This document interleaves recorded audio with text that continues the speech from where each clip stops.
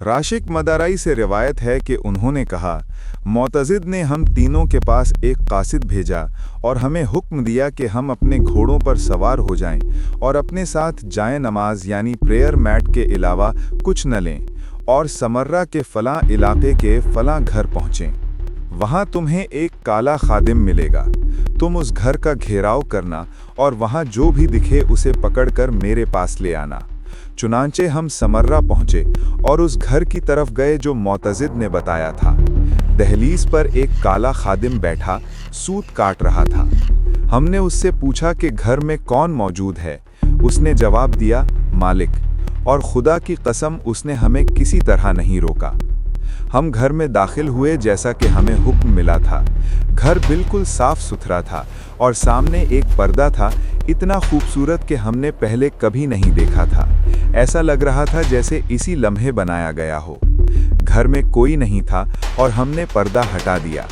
हमने एक बड़ा कमरा देखा जिसमें पानी की एक नहर बह रही थी और उसके आखिर में एक चटाई थी जो पानी पर तैरती हुई मालूम हो रही थी।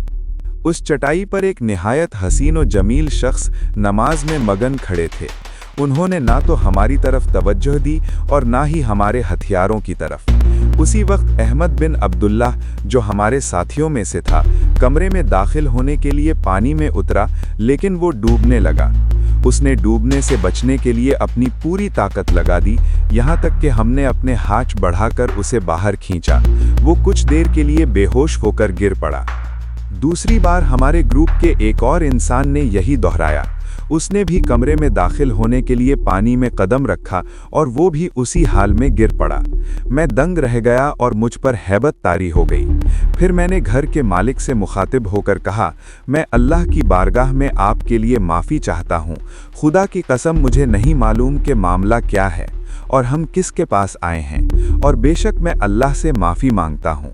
लेकिन उन्होंने मेरी बात का कोई जवाब नहीं दिया और अपनी हालत से बाहर नहीं आए। इस वजह से हम पर एक खौफनाक रोब तारी हो गया और हम वहां से बाहर निकल आए। मोतज़िद हमारा इंतज़ार कर रहा था और उसने पहरेदार को हिदायत दी थी कि जैसे ही हम लौटें हमें फ़ौरन उसके पास लाया जाए। हम आधी रात को उसके पास पहुँचे। उसने हमसे पूछा कि क्या गुजरी। हमने उसे तफसील से सब कुछ बता दिया। वो चिल्ला उठा, तुम पर अफसोस! क्या मेरे पहले किसी ने तुम्हें देखा और क्या किसी और ने तुमसे ये बात सुनी? हमने कहा, नहीं। उसने कहा, मैं अपने दादा का पोता नहीं, और उसने बड़ी कसम खाई, अगर मैंने कभी ये किसी से सुना तो मैं तुम्हारे सर कलम कर दूंगा। जब तक मोतज़िद जिंदा